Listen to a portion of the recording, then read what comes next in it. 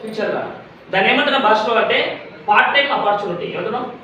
నువ్వు చేసే పని డిస్టర్బ్ చేసుకోకుండా మన ఫ్లెక్సిబుల్ టైంలో 24 hours వాళ్ళు బిజీ ఉన్న భూమి మీద చెప్పండి. వాళ్ళు బిజీ ఉన్నారు లేడీస్ వల్ల జెంట్స్ కానీ. సార్ 24 గంటలు పనిచేసే జాబ్ ఉందా భూమి మీద? 24 గంటలు పనిచేసే బిజినెస్ ఉందా? ఒకటే ఉంది తెలుసా? ఎలుక తెలుసా మీకు? ఎలుక ఎప్పుడు అనుకోదంట. ప్రపంచంలో నాన్ స్టాప్ వర్క్ చేసేది అంటే మనుషులు కాదు, ఎలుకనే అంటే ఓన్లీ.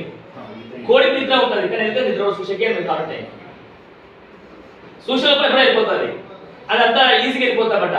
ఇప్పుడు ఎలుక ఎన్ని కోట్లు సంపాదిస్తుంది? నా క్వశ్చన్ మార్క్ అది. భూమి మీద బిజీ ఉన్న వ్యక్తులు కోట్లు సంపాదారు, ఖాళీ ఉన్నోడు ఎక్కువ సంపాదిస్తారు. టైం ప్లానింగ్ ప్రకారం ఉన్నో డబ్బులు సంపాదిస్తారు. అర్థం చేసుకునే మాట. ప్లానింగ్ ప్రకారం ఉన్నో డబ్బులు సంపాదిస్తారు కానీ ప్లానింగ్ లేకుండా పనిచేసేటప్పుడు కూడా ఆగమైపోతాడు. తెలంగాణ సామెత ఉంది, గుడ్డేది షేరపడితే ఏమవుతుంది? ఒక ఎద్దుకి కళ్ళు కనపడవు, అది షేడ వదిలేస్తారు తినమని. ఏం చేస్తుంది? మేషన్ ఎక్కువ ఉంటుందా ఖరాబ్ వేసిన ఎక్కువ ఉంటుందా? మనలో గట్ట పరిస్థితి జీవితాల్లో.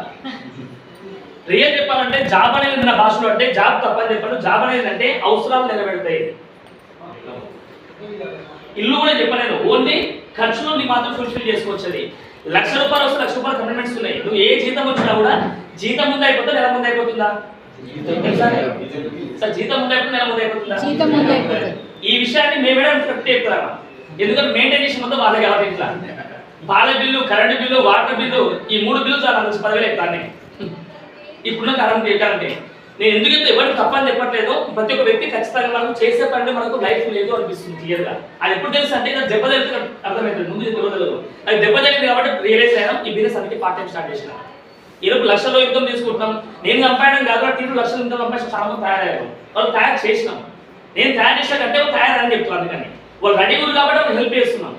ఇప్పుడు శంకర్పల్లి దానికి పెట్రోల్ పైసలు వేసినప్పుడు కాదు కదా, డీజిల్ పైసలు వేసేదా, షాయ్ పైసలు వేసేదా కనీసం?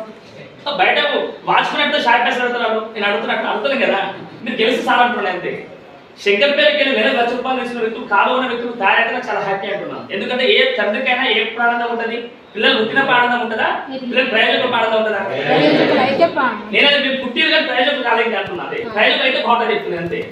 ఏజ్ చిన్నోనే కానీ బిజినెస్ పెద్దోనే, ఎక్స్పీరియన్స్ ఎక్కువ చెప్తాను క్లియర్గా. అది దయచేసి అర్థం చేసుకోండి. జాబ్ అనేది నేను చెప్తున్నా అంటే అర్థం చేసుకోండి. జాబ్ అనేది సరే కానీ సెల్ఫ్ ఎంప్లాయ్ ఏ రోడ్డు మీద నువ్వు సొంతంగా చేసే వర్క్ ఏదైతే ఉందో నీకు టీం అంటూ లేదో నువ్వు ఖచ్చితంగా సెల్ఫ్ ఎంప్లాయ్గా ఉన్నట్టు. రిలేషన్ అంతా ఉంది. ఫ్లాట్ వెంచర్ ఉన్నా సరే ఆ వెంచర్లో ఫ్లాట్ అమ్మితేనే అప్పుడు నీకు మిగులుతుంది పైసలు. బంగారం ఉంది తెచ్చి పెట్టుకుంటాం, రేటు పెరుగుతుంది, ప్లస్ పాయింట్ మైనస్ పాయింట్ కాదు. అది బంగారం దొంగతనం తీసుకోతే అది మైనస్ పాయింట్, అది కష్టమైతుంది. జాబ్ ఉంది, నువ్వు కుటుంబం అయింది మర్చిపోయి ఎవరైతే ఇన్కమ్ ఎంత కుటుంబం అయితే ఇప్పుడు మనం వాడే ఫోన్ చూస్తావా? ఈ ఫోన్కి ఎంత పడితే పర్లేదు, ముందర పడితే పర్లేదు. ఎందుకు? వెనకాల పౌజ్ చేసినా ముందర టెంపర్ క్లాస్ వేసినాం. ఈ దీని కాస్ట్ ఎంత తిప్పి కొడితే 20,000, 10,000, 50,000, ₹1,00,000, ₹2,00,000 ఉంటారు కదా. డిపెండింగ్ గా ఎంత. నాకు ఫోన్ అయితే మీకు కష్టమవుతుంది, అందుకే ఎవరి ఫోన్ వాళ్ళకి చెప్తున్నా క్లియర్గా. ఇప్పుడు 10,000 ఫోన్కే నువ్వు పర్వతాన్ని ఆలోచిస్తున్నావు. నువ్వు ఒక నీకేదో మర్చిపోయినా అయింది, కుటుంబం ఏమైనా అయింది, ఫ్యామిలీ ఏమవుతుంది? ఆగమవుతుందో ఉంటుందా? మన ఫ్యామిలీ గురించి ఎంత ఆలోచించాలి? ఫోన్ గురించి ఎంత కేరింగ్ తీసుకుంటే మన ఫ్యామిలీ గురించి ఎంత కేరింగ్ తీసుకోవాలా? ఎంతమంది తీసుకుంటే చెప్పండి కేరింగ్గా.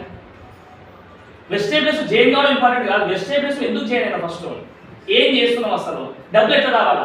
ఈ లెక్క సినిమాలో డైలాగ్ ఉంది, ఎందుకు, ఏమిటి, ఎలా.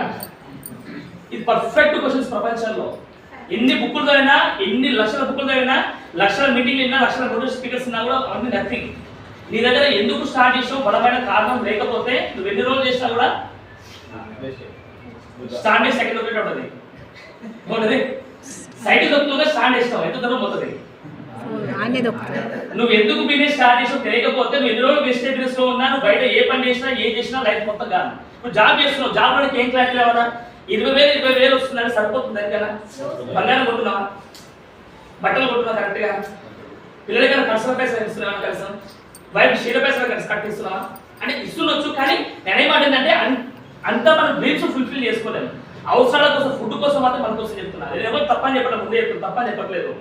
మీకు ఎవరైతే జాబ్ ఇచ్చిన వ్యక్తి ఉందో ఈ పర్సన్ బి అంటారండి. ఎవరిని? జాబ్ స్పెల్లింగ్ తెలిసే మీ అందరికి? ఈ జాబ్ ఉంది కదా, ఈ జాబ్ స్పెల్లింగ్ ఏంటంటే joining for others business man. ఒక బిజినెస్ మ్యాన్ కి పెద్ద పెద్ద డ్రీమ్స్ ఉన్నాయి. ఆ డ్రీమ్స్ నెరవేర్చుకోవడం కోసం ఒక్కరు పనిచేయలేదు కాబట్టి కొంతమంది ఎంప్లాయీని సమూహం తెచ్చుకుంటారు, కొంతమంది ఎంప్లాయీని తెచ్చుకుంటారు.